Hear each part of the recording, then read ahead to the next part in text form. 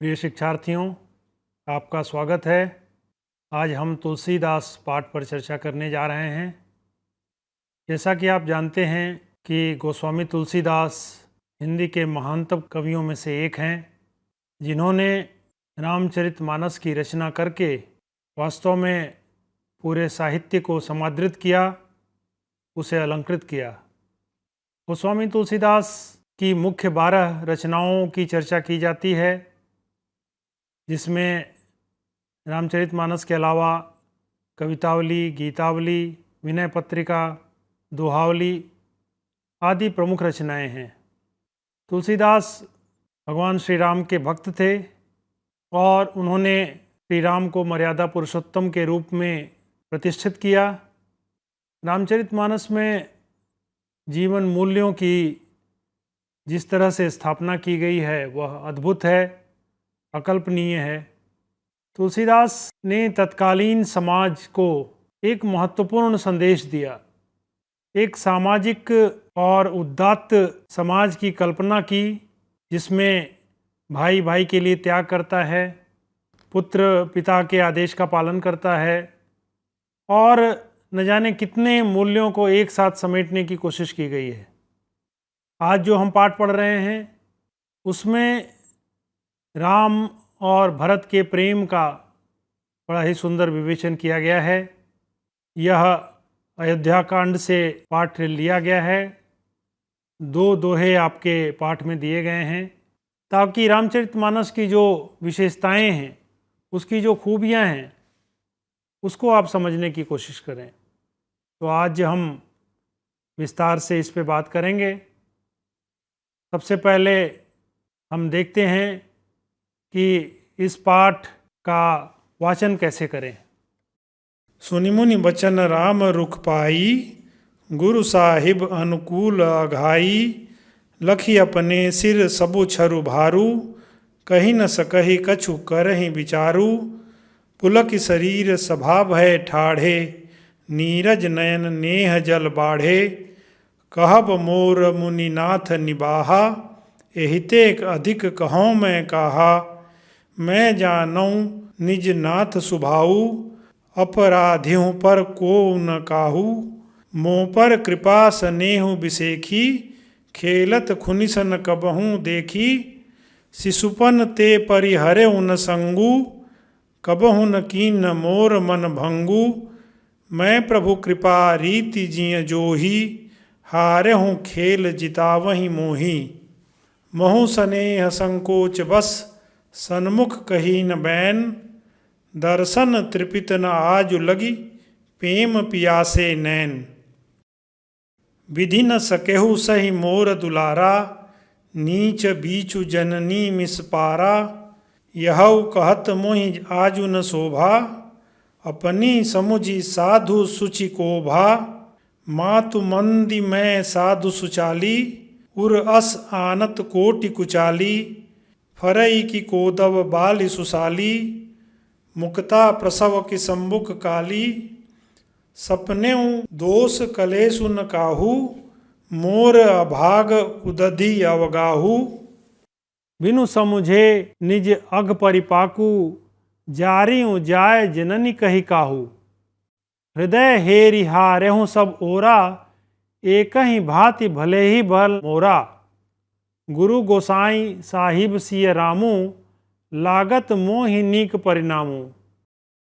साधु सभा गुर प्रभु निकट, कहऊँ सुथल सति भाव। प्रेम प्रपंचु की झूठ फुर, जानहि मुनि रघुराव। शिक्षार्थियों, इसके उद्देश्य पर चर्चा करते हैं। इसका उद्देश्य है भरत और राम के प्रेम को गहराई से देखना, उसका वर्णन करना। दूसरा उद्देश्य है कि बड़े भाई राम का जो भरत के प्रति आदर भावना थी, उसका आप उल्लेख कर सकते हैं। तीसरा है भरत के चरित्र की विशेषताओं को उद्घाटित कर सकते हैं और उसके साथ साथ अनेक उदाहरणों के आधार पर तुलसी की भाषा और शिल्प पर भी आप उल्लेख कर पाएंगे। इन्हीं उद्देश्यों को देखने के लिए आइए सबसे पहले हम पाठ के पहले अंश को देखते हैं।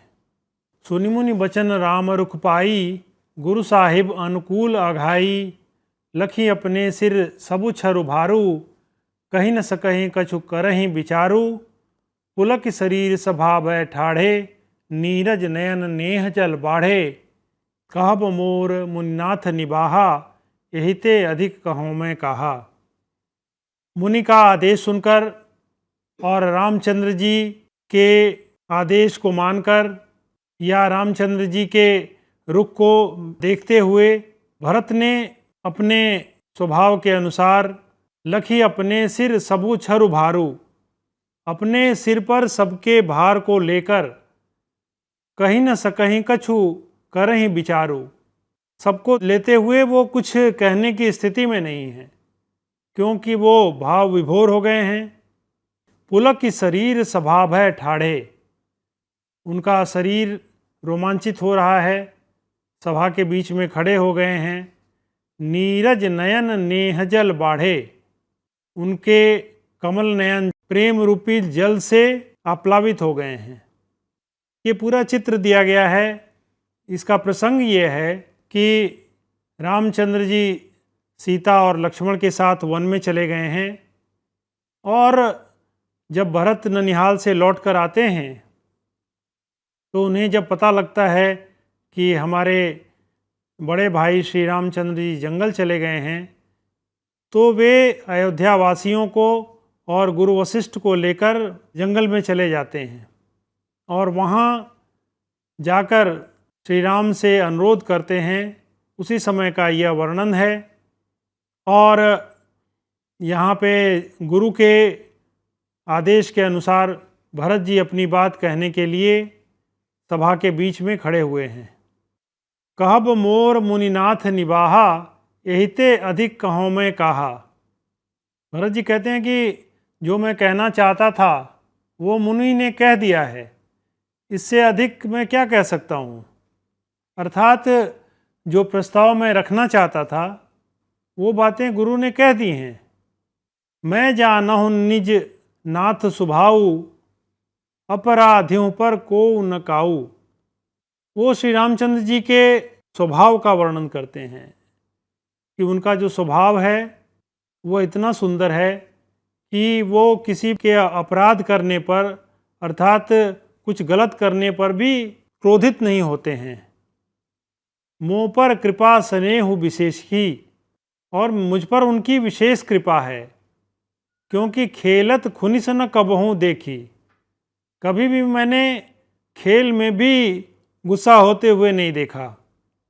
शिशुपन ते परिहरे हूँ न संगू, बचपन से ही उन्होंने मेरा कभी साथ नहीं छोड़ा। कबहु न किन्न मोर मन भंगू, और कभी मेरे मन को दुखाया भी नहीं उन्होंने। मैं प्रभु कृपा रीति जिय जो ही, हारे हूँ खेल जितावहि मोही। प्रभु की ऐसी कृपा रही है कि वह खेल में जब जीतते भी थे तब भी वो हार जाते थे और हमें खेल में जिता देते थे। अर्थात श्री राम का व्यक्तित्व विशाल है, उदात्त है, और सच कहें तो उनके व्यक्तित्व को देखते हुए मैं यह अनुरोध करना चाहता हूँ कि वे पुनः अयोध्या चलें और वहाँ का सिंहासन ग्रहण करें। भरत जी कहते हैं कि महु स्नेह संकोच बस, सन्मुख कही न बैन। मेरे मन में संकोच है, इसलिए मैं उनके सामने कुछ बोल नहीं पाता हूँ। दर्शन त्रिपित न आज लगी, प्रेम पियासे नैन। इतने दिन साथ रहने पर भी आज भी मेरे नैन उनके दर्शन के लिए प्यासे हैं। अर्थात उनका जो स्वभाव है, उनका जो प्रेम है, वह वास्तव में अतृप्त करने वाला है, कभी भी तृप्ति नहीं मिलने वाली है। इसलिए मैं उनके प्रेम के प्रति अपने को समर्पित करता हूँ। आगे का प्रसंग है कि विधि न सकेहु सही मोर दुलारा, नीच बीचु जननी मिस पारा। भरत जी कहते हैं कि भगवान को भी, विधाता को भी हमारा जो यह दुलार प्यार था, यह प्रेम था, वह सहन नहीं हुआ और उन्होंने मेरी माँ के बहाने हमारे अंदर भेद पैदा कर दिया, क्योंकि कभी भी हम ऐसी कल्पना नहीं कर सकते थे कि हम दोनों के बीच किसी तरह का कभी भी मनमुटाव होगा, किसी तरह की भेद दृष्टि पैदा होगी। यह कहत मोहि आज उन शोभा, यह कहते हुए आज मुझे शोभा नहीं दे रहा है कि अपनी समझी साधु सुचि को भा, क्योंकि अपने मन के अनुसार कोई अच्छा या बुरा नहीं होता। लोग क्या सोचते हैं यह महत्वपूर्ण होता है। मातु मंदी में साधु सुचाली, पूरे आनत कोटि कुचाली। यदि मैं माँ को मंद बुद्धि कहूँ और अपने को होशियार कहूँ तो इस तरह की भावना मन में लाना भी करोड़ों कदाचार के बराबर है। ऐसा सोचना भी ठीक नहीं है। फरई की कोदव बाली सुसाली, उदाहरण दे के वो बताते हैं कि कोदव अर्थात एक तरह का जो मोटा अनाज होता है उसको कोदव कहते हैं। तो कहते हैं कि क्या कोदव में बाली सुसाली, सुसाली का अर्थ होता है एक अच्छे किस्म का धान, बाली सुसाली। तो कोदव के पौधे में अच्छे किस्म का धान कैसे पैदा हो सकता है? मुक्ता प्रसव की संबुक काली, काले घोंघा में मुक्ता का जन्म कैसे हो सकता है? अर्थात ये उदाहरण देकर वो बताना चाहते हैं कि अगर जो पैदा करने वाला है उसमें खोट है तो उसके संतान में भी खोट होगा। सपने हूँ दोष कलेसु न काहू, मोर अभाग उदधि अवगाहू। लेकिन फिर वो कहते हैं कि किसी को दोष देना ठीक नहीं है। वास्तव में मोर अभाग, मेरा ही अभाग्य है, दुर्भाग्य है। वह उदधि अवगाहू, समुद्र के समान बड़ा है, अर्थात समुद्र के समान विशाल मेरा दुर्भाग्य है, जिसकी वजह से ये सारी चीज़ें हो रही हैं। तो मैं किसी को दोष देना नहीं चाहता। बिनु समुझे निज अघ परिपाकू, जारी हूँ जाय जननी कही काहू।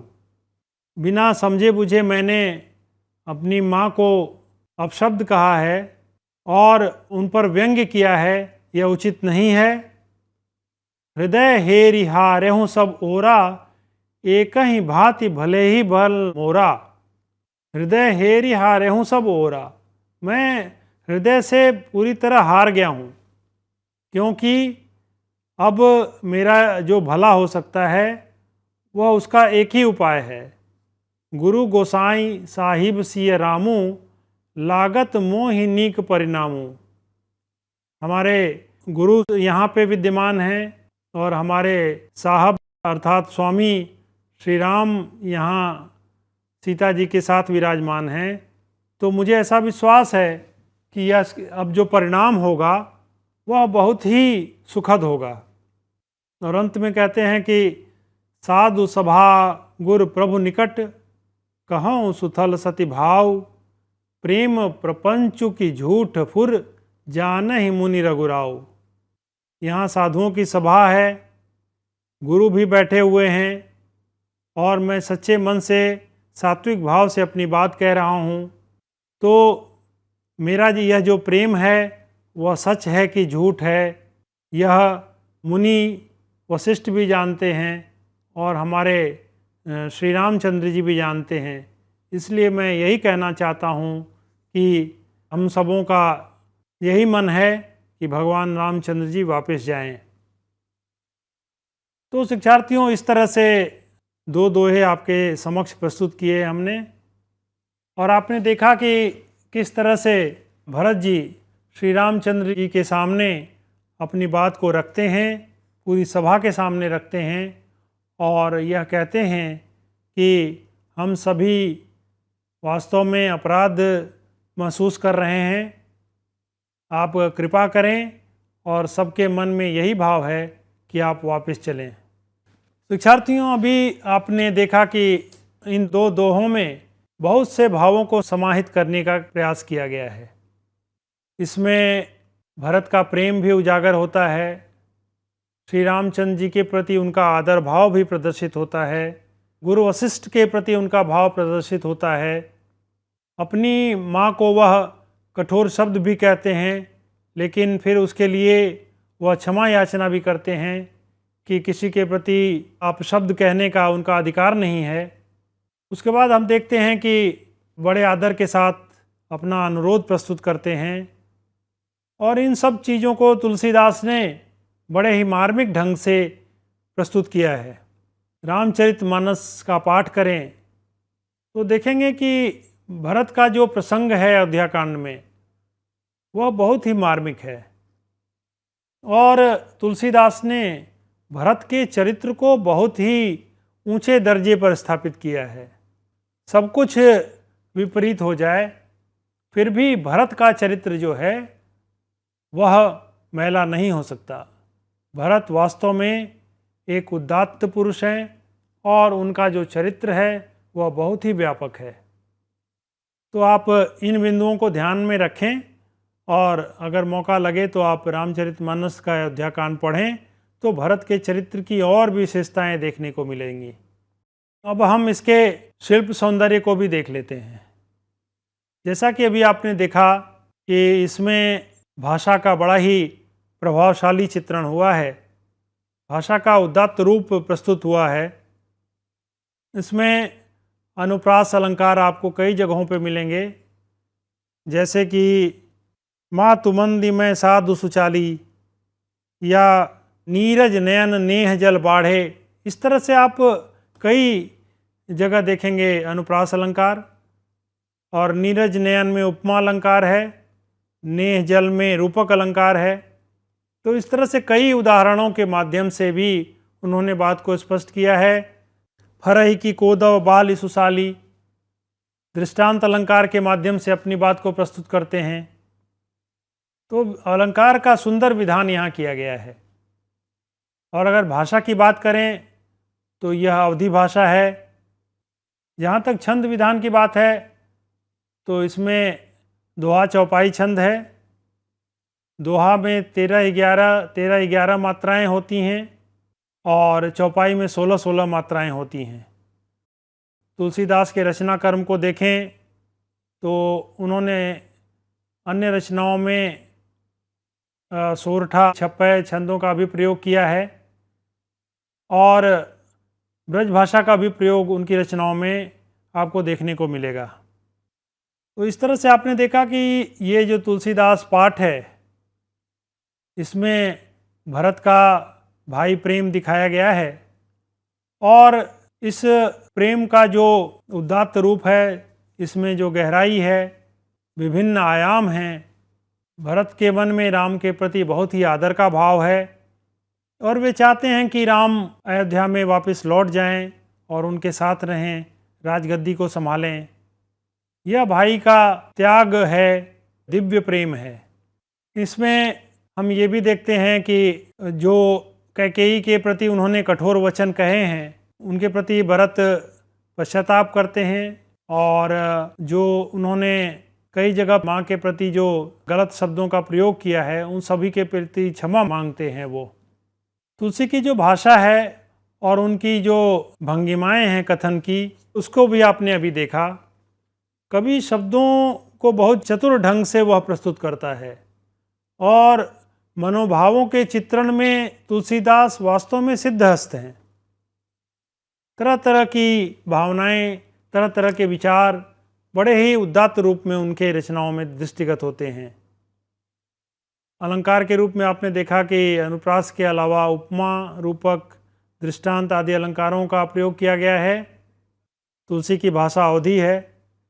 इस तरह से आप इस पूरे पाठ को देखें अगर, तो आपको ये प्रतीत होगा कि यह जो पाठ है वह तुलसी की भक्ति भावना को प्रदर्शित करता है, तुलसी के प्रेम भाव को, उनके समर्पण को, त्याग आदि मूल्यों को भी प्रदर्शित करता है, और साथ ही साथ उनकी भाषा की जो सुंदरता है, उनका जो शिल्प विधान है, उसको भी कहीं न कहीं रेखांकित करता है। इसमें जो आपसे प्रश्न पूछे जाएंगे वह मुख्य रूप से भरत के भ्रातृ प्रेम पर आधारित होंगे, अगर इन पंक्तियों के अर्थ को आपने ठीक से समझ लिया है तो आप आसानी से प्रश्नों का उत्तर दे पाएंगे।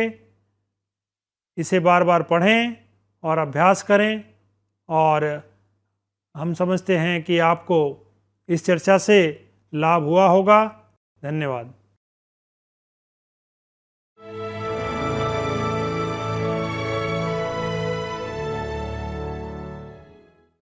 हिंदुस्तान के हर कोने में नौजवानों के पास प्रतिभा है, उन्हें अवसर चाहिए। NIOS देता रहा है युवाओं को अवसर आगे बढ़ने का। NIOS से पढ़ने वाले इन युवाओं ने किया है संस्थान को गौरवान्वित। दिव्यांगों ने बन के दिखाया है सबल और आत्मनिर्भर। NIOS के साथ आप भी जुड़िए NIOS के संग।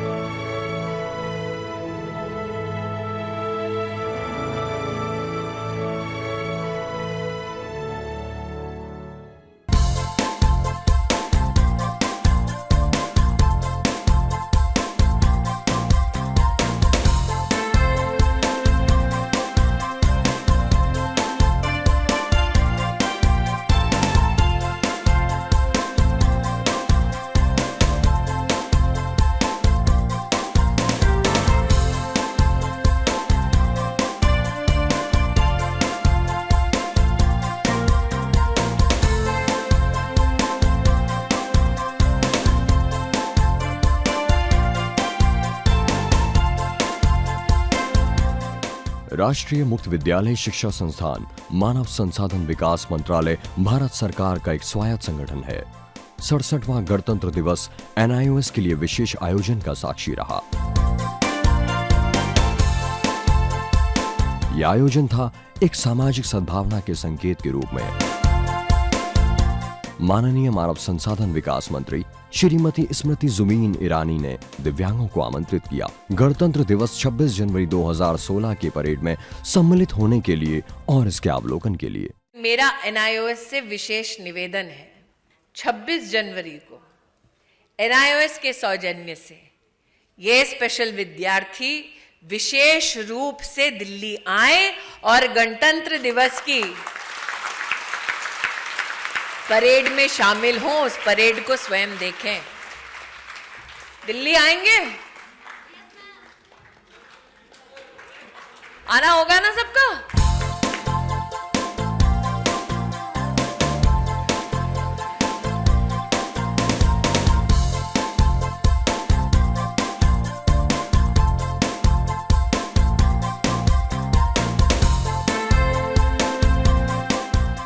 इन दिव्यांग शिक्षार्थियों के लिए दिल्ली में अशोक रोड स्थित YWCA में ठहरने का विशेष प्रबंध किया गया।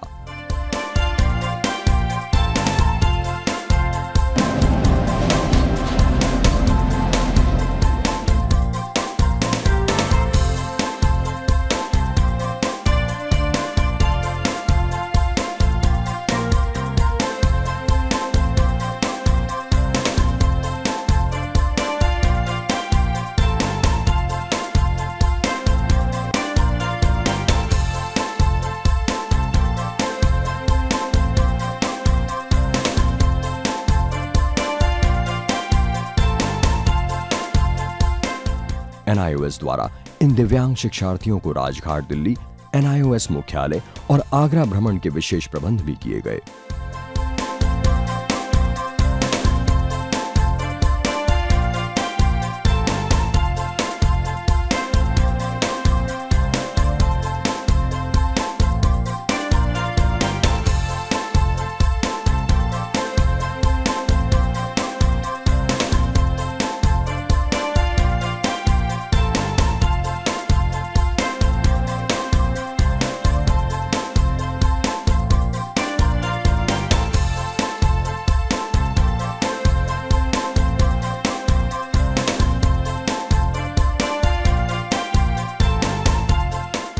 NIOS द्वारा इन दिव्यांगों के लिए राजपथ के 20 नंबर अहाते में परेड देखने के विशेष प्रबंध भी किए गए।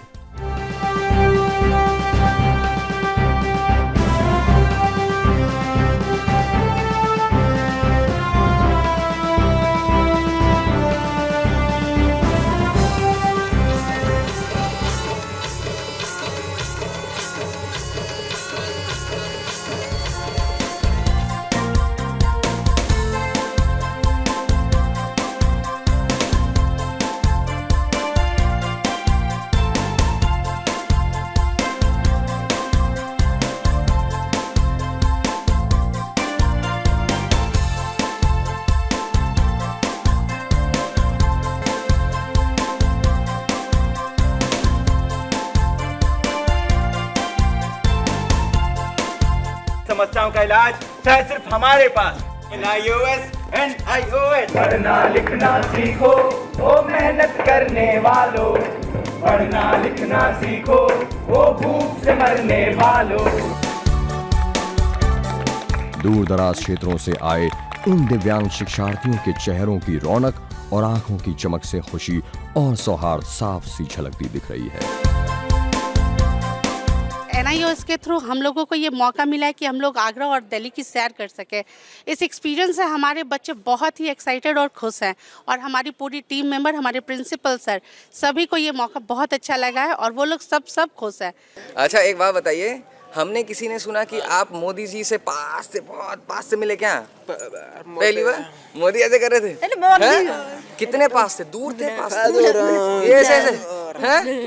आपको बोला आंखों में देखा क्या? आंखों में देखा क्या? आंखों में देखा। ये इंटरनेशनल टेबल टेनिस खिलाड़ी है। इन्होंने जहाँ गई है वो इंडोनेशिया गई है, जापान से खेल के आई है और इंडिया में कई एक जगह पे खेली है। तो वो अपना सारा एक्सपीरियंस ये साइन लैंग्वेज के द्वारा बताई है कि हम हर जगह पे जा रहे हैं और खेल रहे हैं। मैं बहुत खुश हूँ। तो यहाँ आने के बाद लगता है कुछ और अलग ज़िंदगी मिल गया। हमारे पेरेंट्स भी नहीं सोच सकते थे कि हमको ऐसा कुछ मिलने वाला है यहाँ, इसलिए मैं NIOS की बहुत ज़्यादा शुक्रगुजार हूँ और मैं इनसे हमारी एक रिक्वेस्ट है कि वो हमें और ऊंचा तक ले जाएं और जहाँ तक हमसे होगा मेहनत करना, हम मेहनत करने में से पीछे नहीं हटेंगे। हमें दिल्ली आने में बहुत अच्छा लगा। पाहो लाला ठटुल मोहला चेना निकनो हालक ऐ टुक टुक चे। We saw the Republic Day parade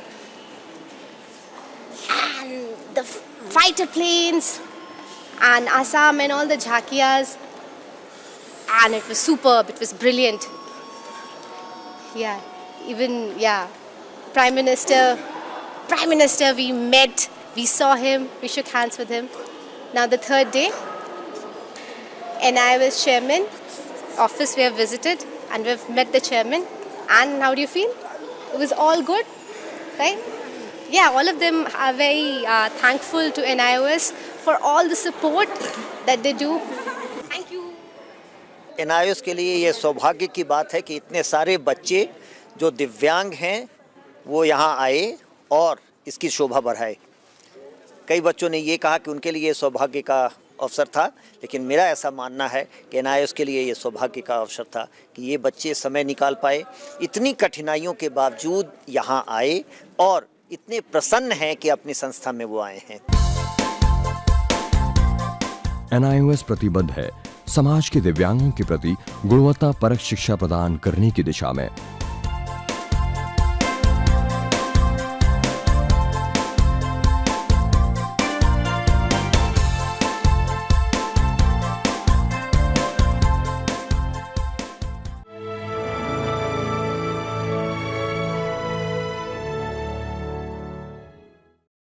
Hindustan के हर कोने में नौजवानों के पास प्रतिभा है, उन्हें अवसर चाहिए। NIOS देता रहा है युवाओं को अवसर आगे बढ़ने का। NIOS से पढ़ने वाले इन युवाओं ने किया है संस्थान को गौरवान्वित। दिव्यांगों ने बन के दिखाया है सबल और आत्मनिर्भर। NIOS के साथ आप भी जुड़िए NIOS के संग।